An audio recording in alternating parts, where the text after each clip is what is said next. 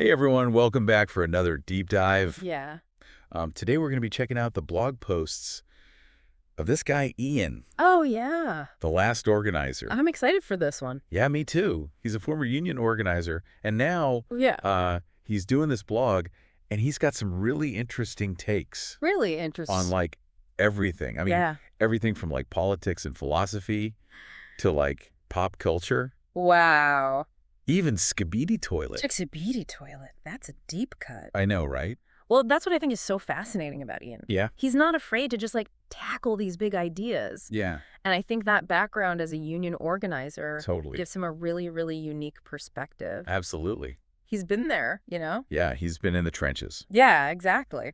So to give you all some context, we've got like a whole stack of Ian's blog posts here Oh, wow. from the last few years. Right? And these aren't like your typical hot takes. Okay. This guy really goes deep. Interesting. He's questioning everything, even things that we might take for granted. I think that's so important these days. Yeah. You know, his writing really captures this kind of Yeah. anxiety and tension that we're all kind of feeling right now Totally. Yeah. in this world that just feels more and more complex, Yeah. Yeah. polarized. Exactly. So I'm really excited to dive into these posts. Me too. All right. So let's just jump right in. Okay.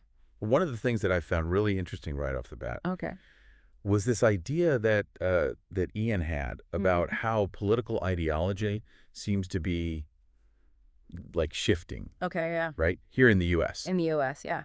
So in his post, 7 Thoughts on the 2020 election, Okay. he makes this argument that Yeah. the left is kind of becoming more Mm. entrenched in ideology, Okay. while the right is kind of moving beyond ideology Oh, interesting. into what he's calling post-ideology. Post-ideology. Yeah. So basically what he's saying is Yeah. that for some of on the right, Mm-hmm. action and achieving goals are starting to like outweigh having consistent beliefs. I see.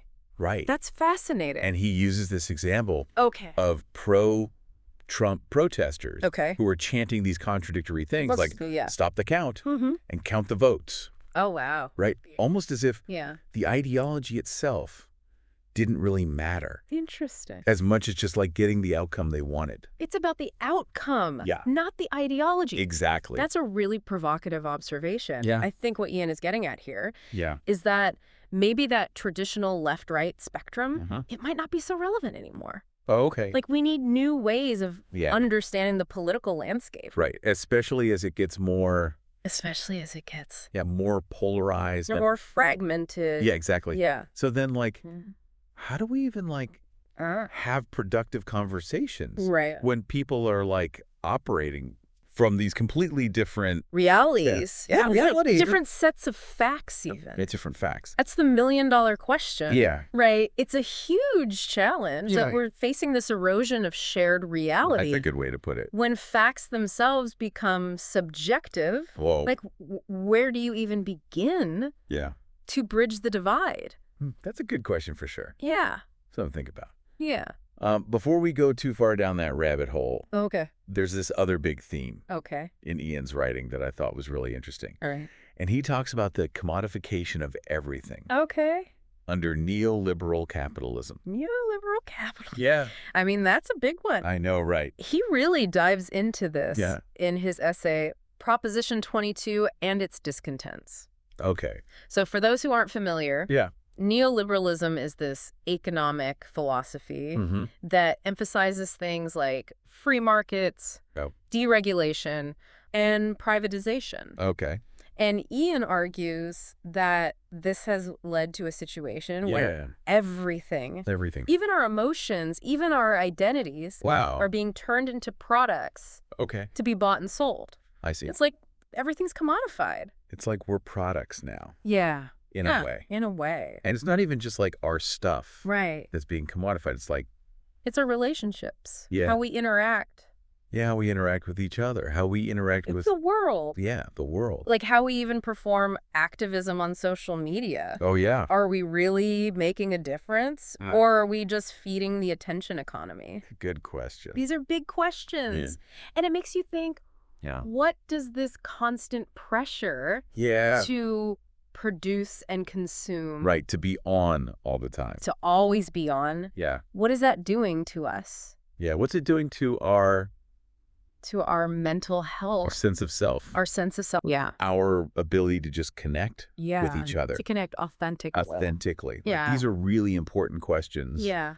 that Ian is forcing us to confront. So true. It's kind of a bleak picture. It is. But he doesn't leave us there, Yeah. despite all of his criticisms of Yeah. the system. Yeah. He's a strong advocate for For what he calls authentic organizing. authentic organizing. Yeah. And Okay. in the ontology of organizing, Mm-hmm. my fundamental philosophy, Okay. he really breaks down his approach.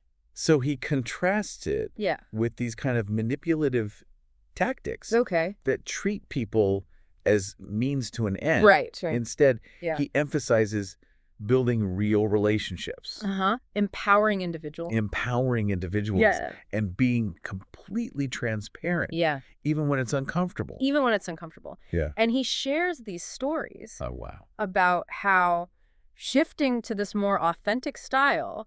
Transformed his organizing work, Interesting. leading to like more trust, Hmm. stronger relationships. So it wasn't just like theory for him. It was like, Exactly. this is how I actually do it. Yeah. This is what works. This is what works. And it's a key takeaway here. Mhm. Authenticity isn't just some Yeah. feel-good ideal. Right. It's actually a more effective Yeah. and ethical way to organize and build movements for change. It's like a better way Yeah. to get things done. Yeah.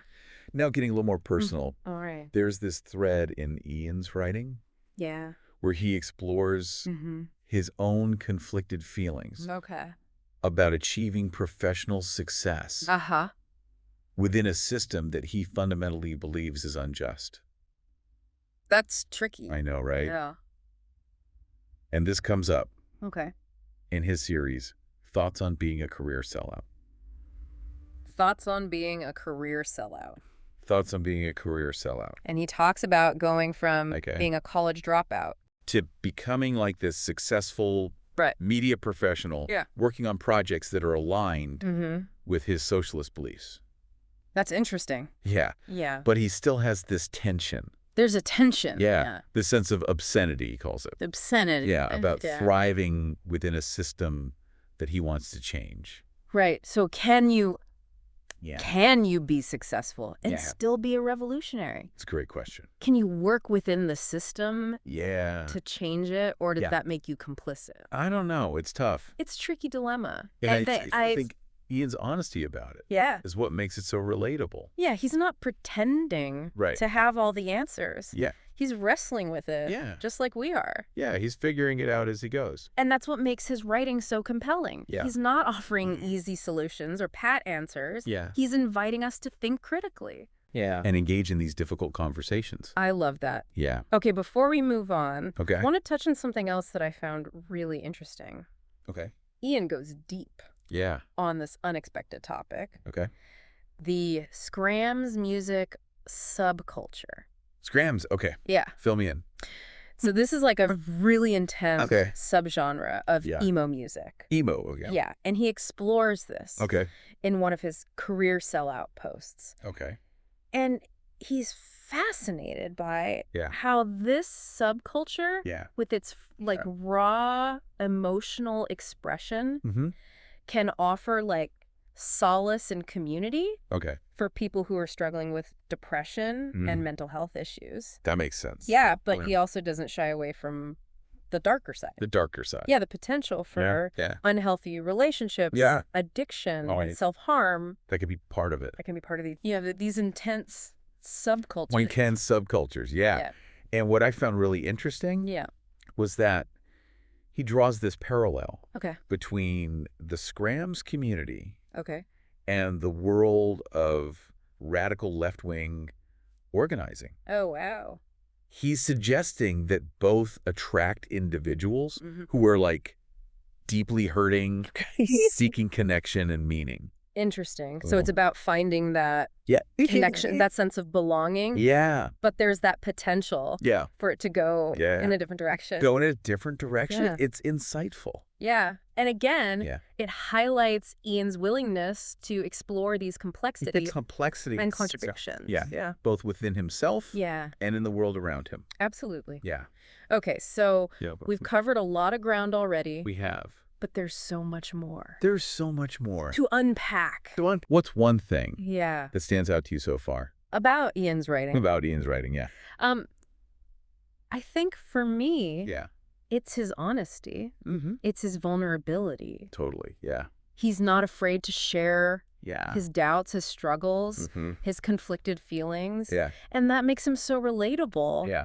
Even when he's talking about these complex political or philosophical ideas, So true. it's like he's not preaching from an ivory tower. Yeah. He's right there in the trenches with us. Yeah. Figuring things out as he goes. Yeah, I love that. Yeah. And I love how he connects those big philosophical ideas to his personal experiences and his work. To his work as an organizer. Yeah, as an organizer. It's not just abstract theory. Right. It's grounded. Yeah, it's grounded in real life. Yeah. Makes you want to dig deeper. It does. Which is exactly what we're going to do yes. in part 2. In part We'll be exploring some of Ian's more philosophical reflections. Oh, okay. His thoughts on the future of the left. The future of the left. So stay tuned. Stay tuned.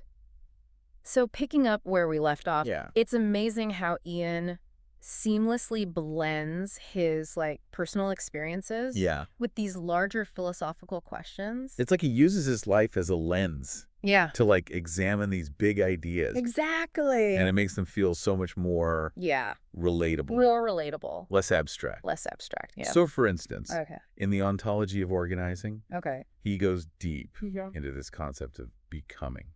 Becoming. What exactly does he mean? What does he mean by becoming? Yeah, by becoming. Well, he argues that the true essence of organizing, and maybe even life itself, isn't about reaching specific goals.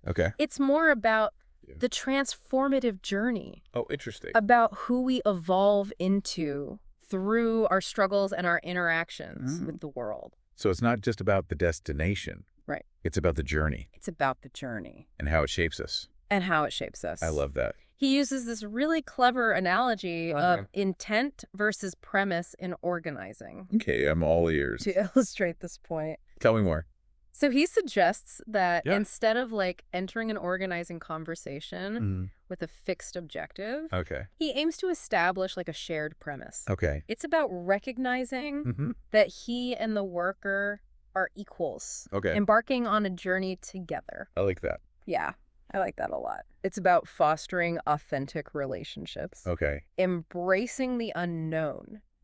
Rather than manipulating people into taking specific action. So it's it ties back to the emphasis on authenticity. Being genuinely present. Being present. Honest in those interactions. Even when it's uncomfortable. Even when it's uncomfortable. Totally. And he believes that this approach is not only more ethical, but also just yields better results over time. That makes sense. Yeah, it's like he's not just talking the talk, he's walking the walk. Which makes his insights. It makes it so much more impactful. So much more impactful. For sure. Now, shifting gears a little bit. Another philosophical thread that runs through Ian's work is this internal struggle to maintain faith in humanity. Ooh, that's a big one. Especially considering the state of the world today. The state of the world today, tell me more. So in Tragedy and Choice, he talks about a really poignant experience that he had at a vigil for a mass shooting. Oh, wow.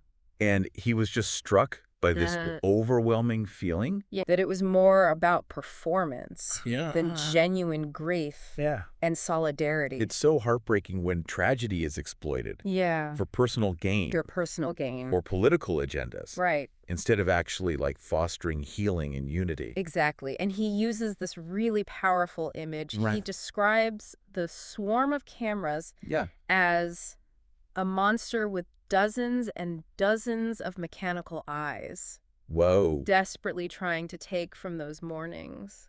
That's heavy. It's heavy. Yeah. It really underscores. It does. This kind of disturbing societal tendency to capitalize on tragedy. It makes you question.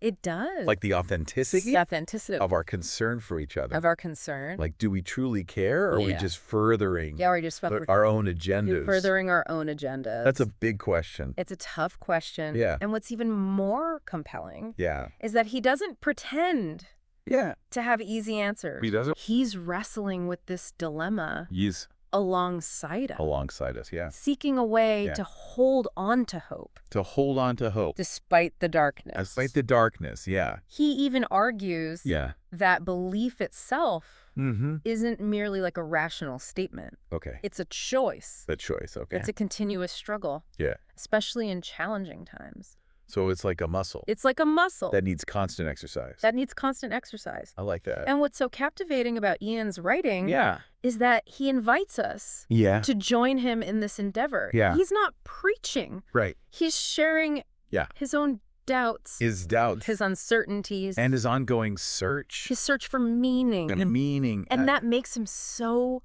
relatable. It does. Like, he's not afraid to admit that he's grappling with these huge questions. Yeah. Just like the rest of us. Just like all of us. Yeah. Yeah. Going back to his point about the commodification of everything. Okay. I noticed that he connects this to the current state of social justice movements. Oh, interesting. Okay. Yeah. So in what has become of social justice, he expresses this skepticism about the emphasis on diversity and representation within existing power structures. So he's saying it's not enough. He's concerned that it might be a form of co-optation. Oh, okay. So it's like making the system appear inclusive. Without actually addressing the root cause. Addressing the underlying issues of inequality. So he's suggesting that we should be like... He's saying we should be dismantling those systems. Dismantling them. Yeah. Not just diversifying the faces. Not just diversifying the faces within them. Wow. He's advocating for substance over symbolism. Substance over symbolism. I like that. Real change. Yeah. Versus the illusion of progress. The illusion of progress, yeah. He even uses this really thought-provoking phrase. Okay. He suggests that the most racist discourse is precisely this neoliberal, so-called anti-racist discourse. Whoa, that's a powerful statement. It is. Yeah. What do you think he means by that? I think he's highlighting the danger of focusing solely on surface-level diversity. Surface level. Yeah. Yeah. And representation. And representation. While neglecting the deeper structural issues. It's like we might inadvertently reinforce those structures by making them appear more legitimate. More inclusive, when in reality, nothing's really changed. It's a challenging perspective. It is. It really forces us to reevaluate our approach to social justice. Totally now. Yeah. Beyond his ideas. Yeah. What can you tell me? What can I tell you about Ian? Yeah, but Ian, what kind of person comes through? What kind of person? Yeah. In his words. Yeah, in his writing. He strikes me as deeply introspective and self-aware. Yeah. Grappling with these profound questions. The big questions. Yeah, about meaning. About meaning, purpose, authenticity. I think his honesty and vulnerability are refreshing. They are. Yeah. And his passion for his work. Yeah. And his commitment to social justice. Undeniable. Yeah. I totally agree. Yeah. And there's a sharp wit, clarity to his writing. Yeah. He's not afraid to be provocative. He's not afraid. And challenge the status quo. Which makes his work so engaging. Yeah. But it's that underlying empathy. And compassion. Yeah. And compassion. That really shines through. Yeah. Absolutely. He seems to genuinely want. He does. Understand different perspectives. Engage in dialogue. And find common ground. Even when he's being critical or challenging conventional wisdom. So there's no sense of judgment or superiority. Just a desire. Just a genuine desire to connect and learn. I'm curious. What resonated most with you? From what we've discussed so far. I think for me, it's his emphasis on becoming. On embracing the transformative journey. Rather than fixating on specific outcomes. Yeah, it's a powerful concept. It is. And I think it can be applied to so many different aspects of life. It's about being open to the unknown. Yeah. Trusting the process. Allowing ourselves to evolve. Through our experiences. It's about recognizing that growth and change are ongoing journeys. Ongoing journeys. Not destinations. Not destinations, yeah. And that brings us to a really pivotal question for our listeners. How can you incorporate this idea of becoming into your own life? How can we do that? How can you cultivate a greater openness to the unknown? To the unknown. Yeah. Trust the process more deeply. More deeply. And focus on building authentic relationships. That's something to think about. It is. Yeah. For sure. As we move to the final part. As we move into the final part. Of our deep dive. We're going to explore. Some of Ian's more personal reflections. More personal reflections. And we're going to delve into.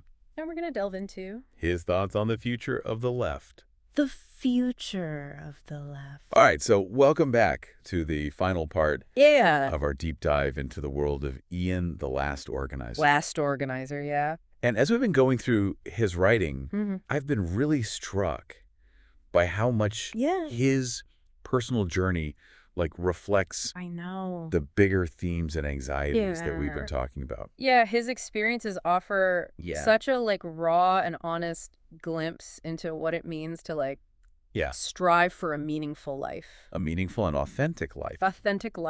Amidst all the complexities. The complexity. In the, often disheartening realities. Yeah, it's tough out there. Of our times. It is tough out there. Yeah. Speaking of complexities, one thing that really stuck with me was Ian's exploration of his constructed feelings. Oh, yeah. About success, which he writes about in Thoughts on Being a Career Sellout.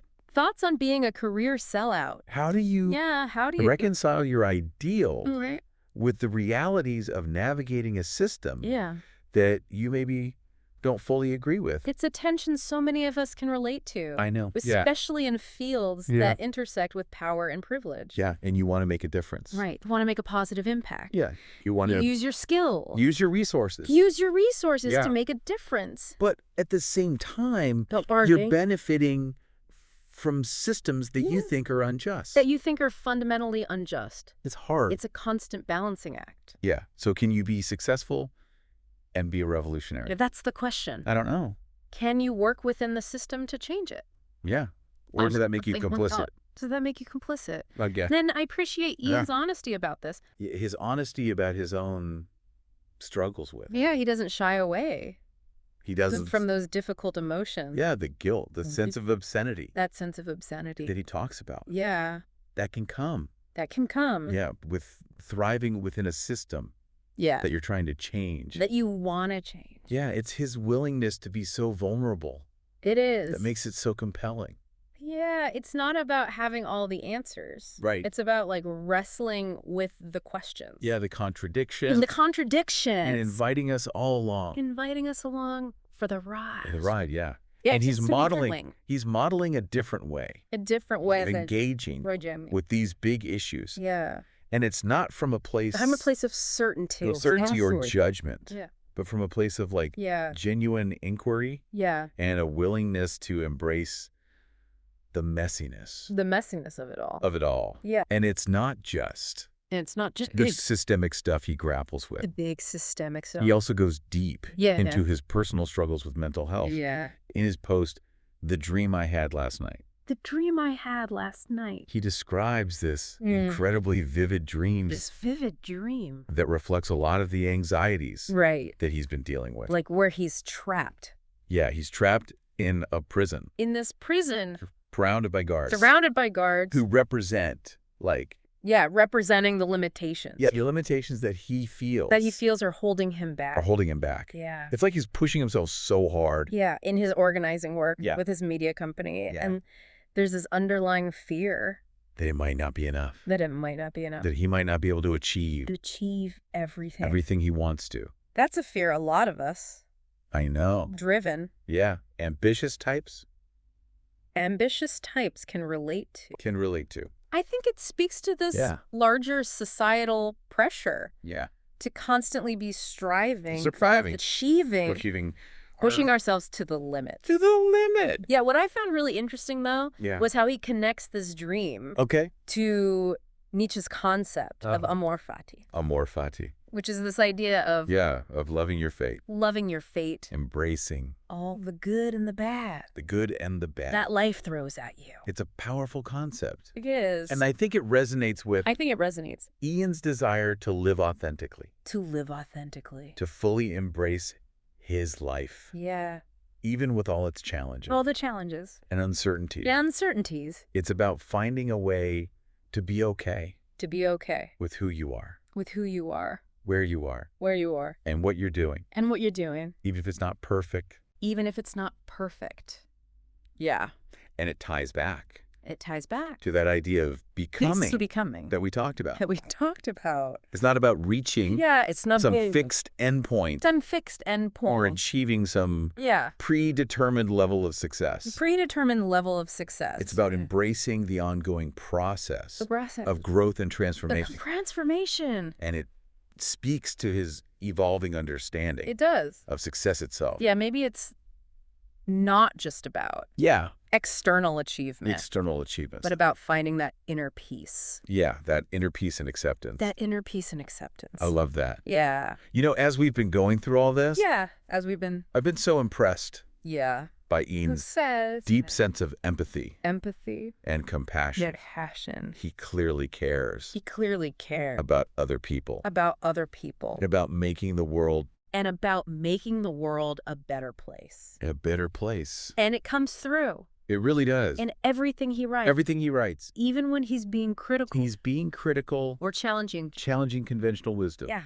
It's never from a place of... It's never from a place of judgment. Or superiority. Or superiority. It's from a place of... genuine concern. Genuine concern. And a desire to understand. To understand. In perspective. He's not trying to preach. He's not. Or lecture. He's not trying to lecture. He's inviting us into a conversation. He's inviting us into a conversation. A shared exploration. A shared exploration. Of these complex issues. Of these complex issues. And that's what makes his work so valuable. It's so valuable. He's creating space. He's creating space. For dialogue. For dialogue. For collective reflection. For collective reflection. And growth. And growth. So as we wrap up. This deep dive into the world of Ian.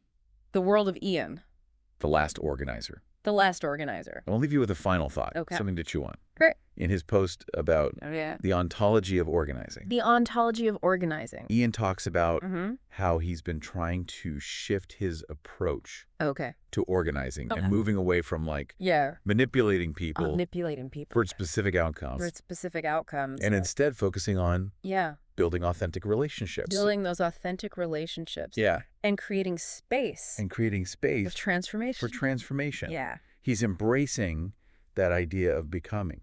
Yeah, that idea of becoming. Being open to the unknown. Open to the unknown. Trusting that the process itself. Trusting the process. Will lead to positive change. Will lead to positive change. And he argues. And he argues. This approach is not only more ethical.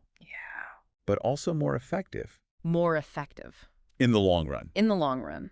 So here's a question for you. Okay. How can you apply this idea? Of becoming. Of becoming to your own life? How can you be more open to the unknown? Yeah. More trusting of the process. Yeah, more focused on. Very focused on. Building authentic relationships. Building authentic relationships. Yeah. How can you embrace the journey? Embrace the journey. With all its twists and turns. With all the twists and turns. And trust that it will lead you. Yeah. Where you need to be. Where you need to be. These are questions. These are questions to ponder. To ponder. As you navigate. As you navigate your own path. Your own path. Yeah. That's it for our deep dive. That's it. We hope you enjoyed. We hope you enjoyed. Exploring the world of Ian, the last organizer. The last organizer. With us. With us. And we hope his insights and experiences inspire you. Inspire you. To continue. On your own journey. On your own journey. Of growth and transformation. Of growth and transformation. Thanks for listening. Thanks for listening.